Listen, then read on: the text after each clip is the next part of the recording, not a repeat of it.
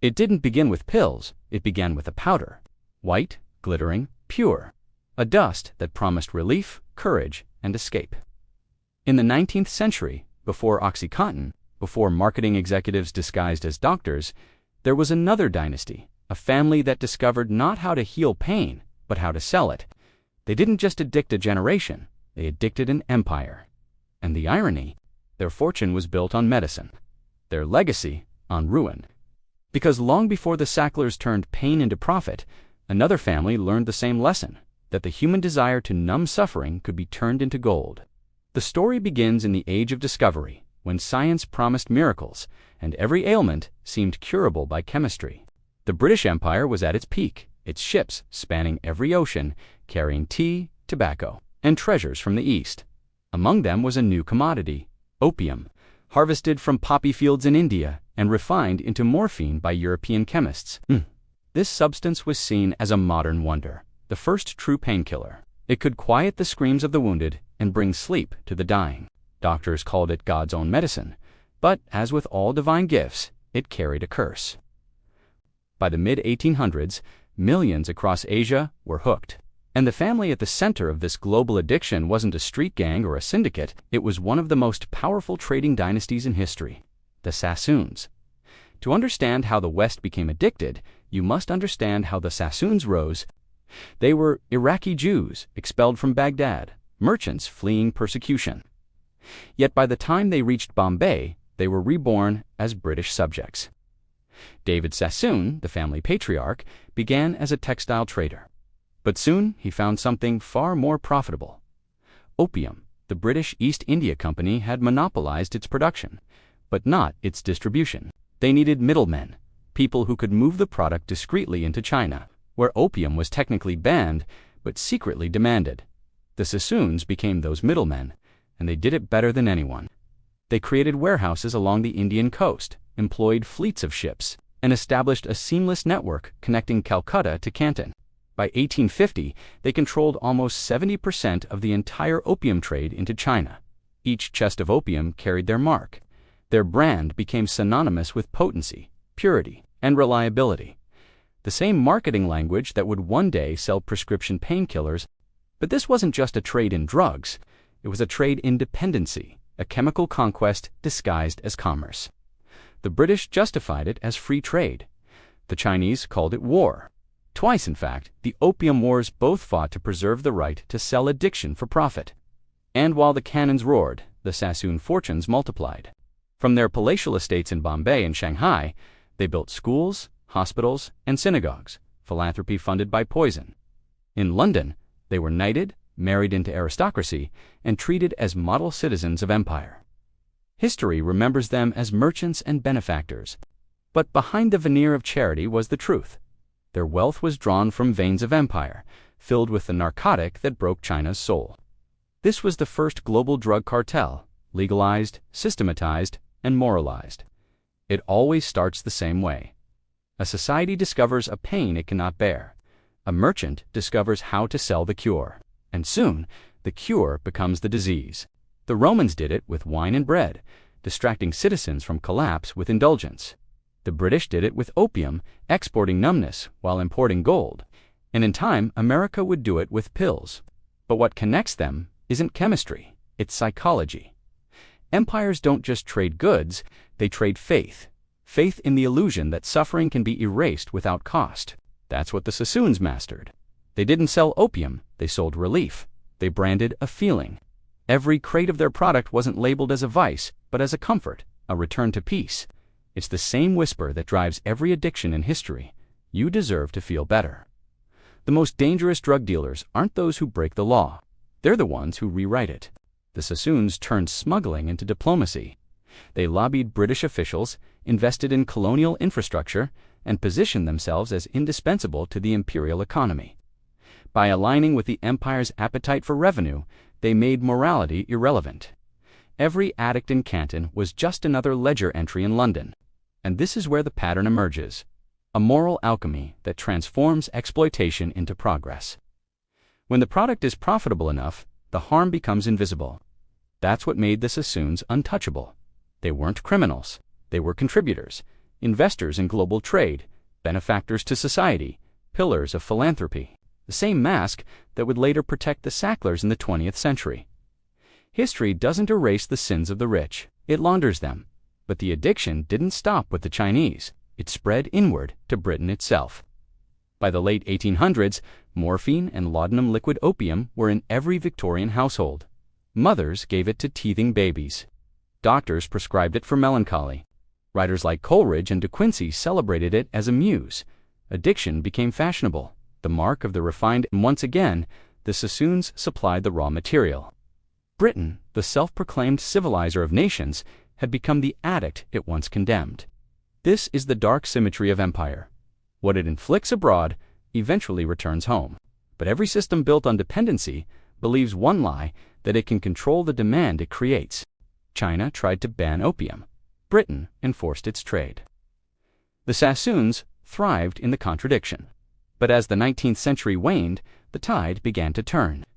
Missionaries and moral reformers exposed the human cost. Entire provinces in China were crippled by addiction. Britain's conscience, long asleep, began to stir. By the early 1900s, the League of Nations would move to restrict narcotics, too late for millions. The Sassoon family quietly shifted investments into banking, property, and textiles, rebranding themselves as legitimate industrialists. But the damage had been done. The same empire that had prided itself on discipline and progress had unleashed a global dependency it could no longer contain. And like every empire before it, the British would learn that no nation addicted to profit can stay moral for long. Why does this pattern repeat? Because addiction isn't just personal, it's civilizational. It begins with a craving, a small compromise justified by necessity. Then it grows, normalized through policy, glorified through success. Every empire thinks it's exceptional. Every addict believes they're in control. The Sassoons didn't set out to destroy China. The Sacklers didn't set out to destroy small-town America. But both families found themselves at the intersection of power and pain and chose profit. Empires collapse not because they are evil, but because they are weak where it matters most, in restraint. They mistake expansion for strength, indulgence for prosperity, and anesthesia for peace. When modern Americans look at the opioid epidemic, the 100,000 overdose deaths each year, the communities hollowed out, the trust in medicine shattered, they often speak of it as an unprecedented tragedy. But history whispers otherwise. 2 centuries ago, the same narrative played out across the Pacific. The same justifications, the same blindness, the same belief that trade and innovation could redeem any sin. The Sacklers had Purdue Pharma, the Sassoons had the East India Company. Different centuries, same pattern. An empire chasing relief from the pain it caused. Today, the Sassoon name evokes grandeur, art collectors, financiers, British nobility. Their opium legacy is rarely mentioned in museums or textbooks. It's an inconvenient truth buried under marble statues and philanthropic endowments. But history doesn't forget, it only waits. Because every time a civilization forgets the cost of its comforts, the cycle begins again. A new promise.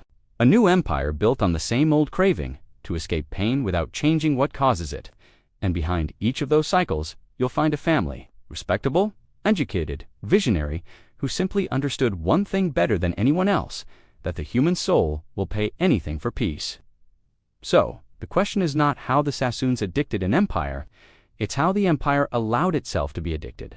How Britain, a nation that conquered half the world, surrendered to its own illusions. How the same pattern later crossed oceans to reappear in the land that claimed to be its moral successor. Because the history of addiction is the history of civilization itself, the story of how comfort defeats courage and how progress, when driven by profit alone, becomes its own poison. We think the opioid crisis began in the 1990s, but in truth, it began in the 1830s, in the harbors of Bombay, in the ledgers of the Sassoon family, in the treaties of empire, and in the quiet rooms where power learned to justify pain. The names changed, the chemistry evolved, but the hunger to feel less, to sell more, never did. And that's why the story of the family before the Sacklers isn't just history, it's prophecy.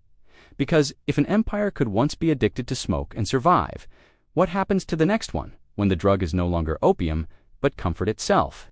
Every empire that falls believes its collapse is unique. That's the most comforting illusion of all.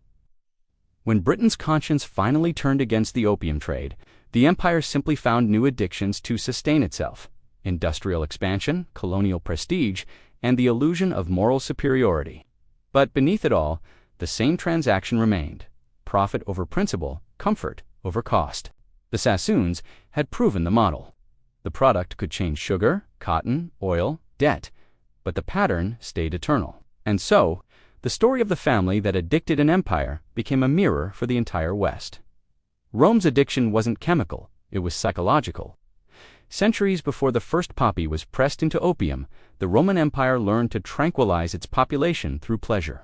Bread and circuses, they called it, food and entertainment as instruments of control. When grain shipments arrived late, the people rioted. When they arrived on time, they cheered their emperors as gods. Rome's economy revolved around satisfying appetite, not virtue, not discipline, but appetite. The senators called it stability. Historians call it decline. By the time the barbarians reached the gates, the Romans weren't conquered, they were exhausted. Their addiction to ease had eroded the civic muscle that once built their roads and defended their borders. Their empire didn't fall to an enemy, it surrendered to itself. Sound familiar? Every time a society begins to anesthetize its pain instead of addressing its cause, it starts to decay, quietly, comfortably, beautifully. In the 17th century, the Dutch Republic rose as the world's first financial empire. Its addiction wasn't to opium or pleasure, it was to speculation. Amsterdam's canals weren't just filled with water, they were filled with dreams of instant wealth. Tulip bulbs became fortunes overnight, traded like gold. For a moment, the Dutch believed they had unlocked a new law of nature: wealth without labor, growth without end. Then it all collapsed. The bubble burst, and an empire that once ruled the seas realized that faith in illusions can destroy nations as effectively as any drug. The Dutch recovered, but their golden age never returned. Their addiction to speculation had revealed a deeper flaw: that when wealth becomes abstract, morality does too. The Sassoons would later master this same game on a global scale, monetizing misery while calling it progress. And centuries later, the same logic would migrate west again, this time to Wall Street, where the product wasn't opium or tulips, but credit itself. By the early 20th century, the British Empire had officially condemned the opium trade, the same trade that had built half its wealth. But empires don't repent, they rebrand. In place of narcotics came industry, a new narcotic of productivity and national pride. Britain's factories roared, its coal mines burned, and its colonies fed the machine. But beneath the noise, another dependency had taken root: the addiction to extraction. Cotton from India, rubber from Malaya, oil from Persia. The empire's veins were global, its appetite endless. The Sassoon model had simply evolved.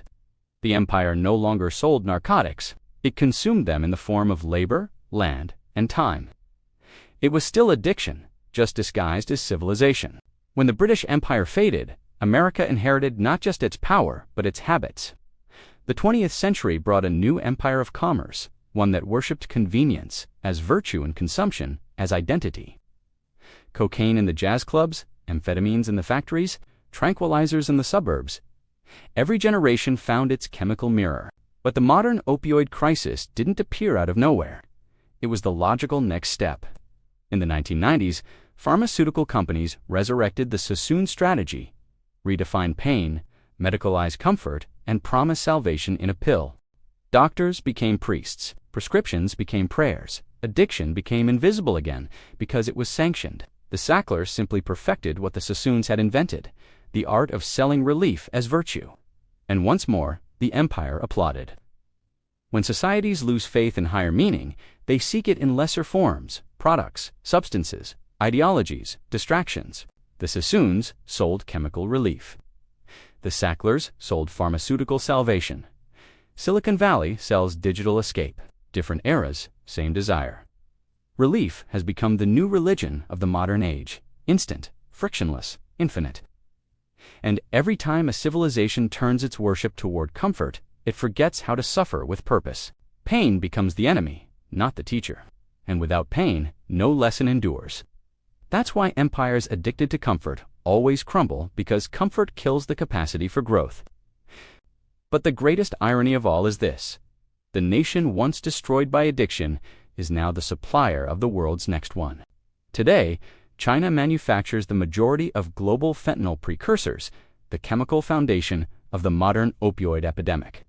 The same ports, once flooded by Sassoon opium, now ship the raw ingredients of synthetic opioids to the West. History didn't just repeat, it reversed. The empire that once poisoned the East now poisons itself. And the same justification echoes again. It's just business. Empires run on cycles of creation and destruction. But what truly dooms them is the feedback loop of pain. They create suffering through conquest, inequality, or greed. Then they sell solutions to that suffering: distractions, drugs, ideologies, entertainment, until the population forgets what caused the pain in the first place. And when the relief fades, the hunger returns, stronger, deeper, more desperate. That's when civilizations turn on themselves. Rome did it with decadence. Britain did it with empire. America is doing it with consumption. Every age finds its own needle. We often speak of progress as a straight line: medicine curing disease, science expanding knowledge, wealth improving life. But progress is fragile when built on denial. The same intellect that invents antibiotics also creates opioids. The same industry that connects the world through trade also spreads dependency through demand. And the same psychology that built cathedrals now builds shopping malls, sanctuaries of distraction where people go not to worship but to forget. The Sassoons believed they were advancing civilization. The Sacklers believed they were advancing medicine. And we believe we are advancing technology. But beneath it all, the same hunger persists: the wish to escape what it means to be human. That's the great paradox of history. The past never disappears. It just changes form. The Sassoons' opium empire dissolved into British banking. The Sacklers' pharmaceutical empire collapsed under lawsuits. But the psychology that created them, the belief that pain is unprofitable and must be eliminated, remains untouched. Today, that same logic drives the digital economy. Algorithms designed to remove discomfort, friction, boredom. The new opium isn't smoked or swallowed, it's scrolled. And like the Sassoons, those who profit from it will never be villains in their own eyes. They'll be innovators, philanthropists, disruptors, because in every age, the dealers call themselves visionaries. The pattern always returns to three forces: a universal pain, social, spiritual, or economic. A merchant of relief who finds how to monetize that pain, an empire that justifies it as progress. And the tragedy, all three believe they're doing good. We look back at the Sassoons and see villains. We look at ourselves and see victims. But the truth is simpler and darker. We are both. The same civilization that condemns addiction profits from it. The same individual who seeks meaning also seeks escape. The addict and the empire are one and the same. Both desperate to feel less, both convinced that feeling less is the same as being free. So when we say the family that addicted an empire, we're not just talking about the Sassoons or the Sacklers. We're talking about the human family, the endless inheritance of denial we pass from age to age. Empires don't collapse because of greed alone. They collapse when they stop feeling, when the collective heart goes numb, when comfort replaces conscience, when relief becomes religion. And that's where the West stands today, not at the end of history, but in its relapse. Because the pattern didn't end, it just changed flags. We live in the most medicated civilization in human history. And yet, we've never been in more pain. Not the kind you can diagnose or measure, but the quiet kind. The spiritual exhaustion, the emotional numbness, the invisible ache of people who no longer know what's missing, only that something is. Every empire before us reached this point, the moment when its citizens felt everything and nothing all at once. The Romans drowned it in spectacle. The British buried it under industry. We bury it under screens and pills. But the pattern hasn't just returned, it's metastasized. Because this time, the addiction isn't a vice. It's the system itself. In the last 50 years, the pharmaceutical industry has become the backbone of the modern economy, one of the few sectors that always grows, no matter how the world changes.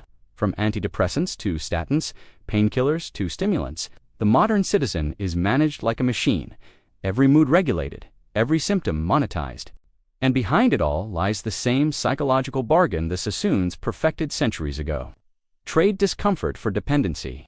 The product no longer comes in chests of opium, but in amber bottles and brand names.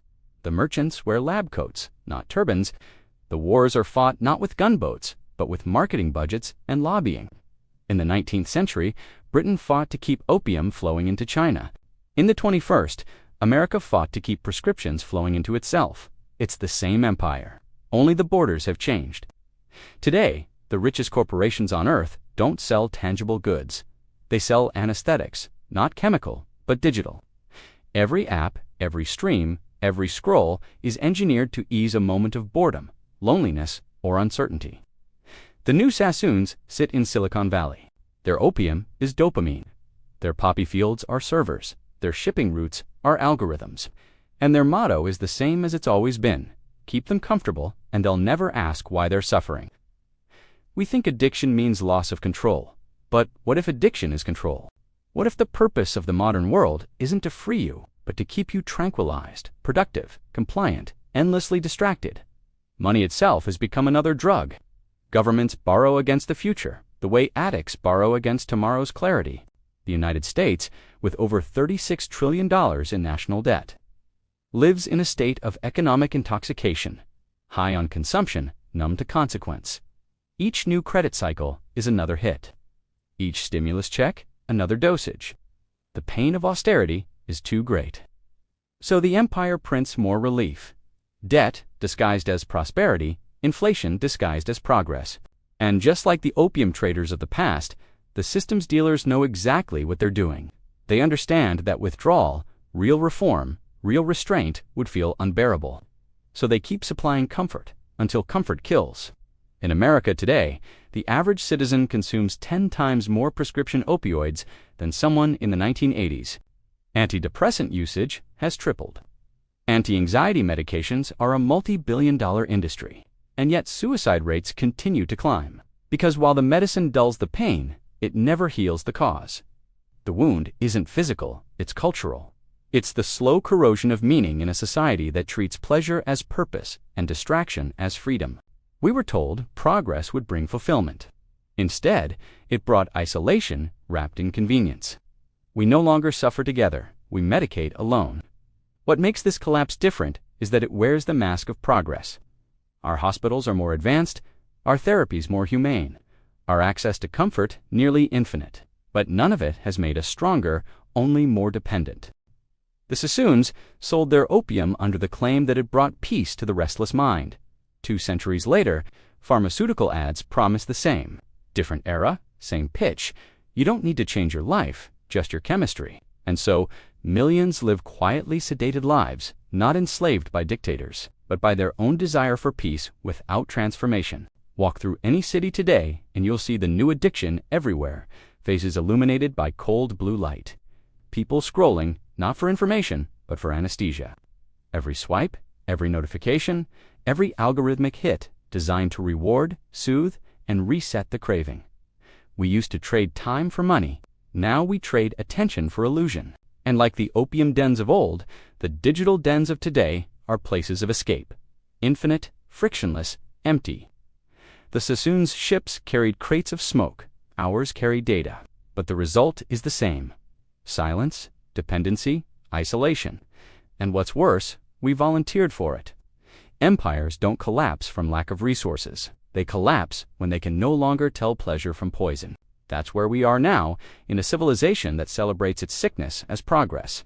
We glorify overconsumption as freedom. We medicalize normal sadness. We outsource attention, emotion, and empathy to machines. We call it evolution, but it's erosion. And just like the Sassoons' empire, it's all perfectly legal, sanctified by science, validated by profit, and protected by institutions too dependent to stop it. Every collapse begins quietly, not with revolt, but with fatigue. You can feel it now, the subtle disconnection in cities that never sleep, the apathy in elections, the hollow optimism in commercials that promise happiness for $9.99 a month. The empire is still rich, still powerful, still standing, but inside, the architecture is hollow, because the real collapse isn't economic or political, it's emotional. It's the collapse of the human spirit, the point where people stop believing that life without comfort is still worth living. The Sassoons had the opium den. We have the algorithm. They had chemical dependency. We have cognitive dependency. But both serve the same purpose: to dull awareness. Awareness is dangerous to any empire built on illusion, because awareness leads to withdrawal, the refusal to keep participating in the collective lie. That's why the system feeds you just enough stimulation to feel alive, but never enough silence to think. Every generation inherits the same question: will we wake up, or will we keep scrolling through the ruins? Faith once anchored civilizations, not necessarily religious faith, but faith in something larger, something sacred. For Rome, it was duty. For Britain, it was destiny. For America, it was freedom. But faith cannot survive in a society that worships comfort, because comfort has no memory, no sacrifice, no patience. And when faith dies, empires don't fall in fire. They dissolve in apathy. We've reached that stage, the point where truth no longer matters, only convenience. Where morality is a subscription and conscience can be turned off with a click. This is what the late stage of every addiction looks like: denial, exhaustion, and despair, masquerading as normal life. We are not the victims of the modern drug trade. We are its willing participants. We built the system. We asked for the numbness. We demanded endless stimulation and effortless relief. And now, the cost has come due. The family that addicted an empire was only the beginning. The real addiction is civilization itself, a machine that cannot stop consuming, cannot stop comforting, cannot stop escaping its own emptiness. The same blindness that consumed China in the 1800s now consumes us. And like them, we call it progress. So when we ask, how did this happen? The answer is simple. We wanted a life without pain, and we got it at the price of our humanity. Because pain, for all its cruelty, is what keeps us awake. And the empire that forgets how to feel, forgets how to live. Every empire has its ruin, but not every ruin is a tragedy. Sometimes collapse is mercy, a chance to remember what was lost when the world chose numbness over meaning. Because pain, for all its terror, is what connects us to truth. And truth, for all its cost, is the only thing that endures when illusions die. The family that addicted an empire taught the world a secret. It's still trying to unlearn that to control people, you don't need armies. You only need to manage their comfort. But there's another truth hidden in the ashes, the story of those who didn't fall with the empire, the survivors. History always remembers the empires that died, not the people who learned to live beyond them. When Rome fell, the world didn't end. Monks in quiet monasteries preserved language, memory, and art. Small acts of resistance against oblivion. When the Opium Wars devastated China, families retreated inland, rebuilt farms, and taught their children sobriety as an act of rebellion. When the Great Depression stripped the American dream bare, communities relearned the ancient code of resilience, barter, kinship, and faith. Collapse doesn't erase life, it refines it. Those who endure aren't the strongest or the richest. They're the ones who remember that comfort is never free. Every age of excess ends with the rediscovery of limits. That's where we are now. The modern empire, built on consumption and anesthesia, is approaching its boundary. But inside that boundary lies the opportunity for rebirth. The lesson isn't to reject progress, but to restore proportion. To remember that relief without growth is decay, that ease without effort is slavery, that technology without purpose is noise. The human soul wasn't built for constant comfort. It was built for challenge, meaning, and service. And when we deny it those things, it begins to rot, not from poverty, but from abundance. So the cure isn't in the pill bottle or the algorithm. It's in rediscovering what it means to feel again. Empires fall, but civilizations can heal if they rediscover discipline. Not the discipline of punishment, but the discipline of awareness, the kind that says no to the easy path and yes to the meaningful one. In a world addicted to consumption, saving becomes rebellion. In a culture addicted to speed, slowness becomes strength. In a civilization addicted to comfort, endurance becomes wisdom. The future will belong to those who can sit in silence without needing to escape it, who can endure discomfort long enough to transform it into understanding. Because the opposite of addiction isn't abstinence, it's presence. Once, gold was valuable because it was rare, incorruptible, eternal. Then paper replaced it. Now belief itself is the currency, and belief is crumbling. To survive the next collapse, individuals and nations must return to real value, not the kind printed or promised, but the kind earned and kept. Value in skill, value in honesty, value in relationships that cannot be monetized. When the illusions fade, when the screens go dark, and the comfort runs dry, the only wealth left will be what cannot be replicated: clarity, courage, and character. That's what the survivors of every empire carried forward. And that's what we must carry now.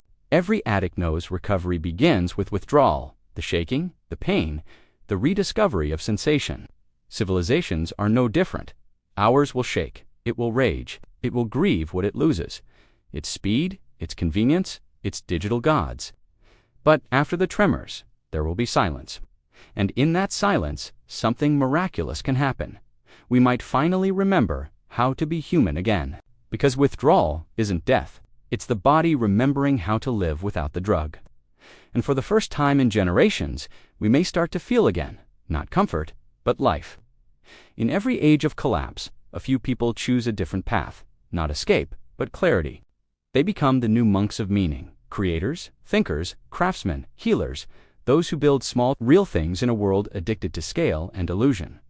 Their rebellion isn't loud, it's deliberate. A garden instead of a gadget, a conversation instead of a comment, a truth spoken even when it's unfashionable. They are the ones who keep civilization alive when the empire dies. And maybe, centuries from now, someone will tell our story of how a generation sedated by technology rediscovered consciousness itself. History doesn't ask us to be perfect. It asks us to wake up.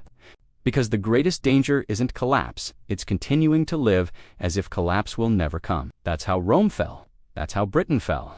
And that's how every society falls. Not from invasion, but from indifference. But there is still time. Every moment we choose awareness over escape, discipline over distraction, truth over convenience, we rewrite the ending. Because the family that addicted an empire didn't curse us. They only revealed how easily we could be bought. The curse was our forgetfulness, and the cure has been the same for every age that survived its own illusion. To remember, empires die, but humanity endures. Because even after the ashes settle and the markets crash and the illusions dissolve, there will always be one thing no system can corrupt: the individual who refuses to stay numb, the one who chooses to feel, to remember, to rebuild. And maybe that's how the story truly ends, not with ruin, but with awakening. If this story moved you, subscribe. Every fallen empire leaves a lesson behind. Help me tell the next one by liking and sharing this video. Because history isn't repeating, it's reminding. And this time maybe we'll finally listen.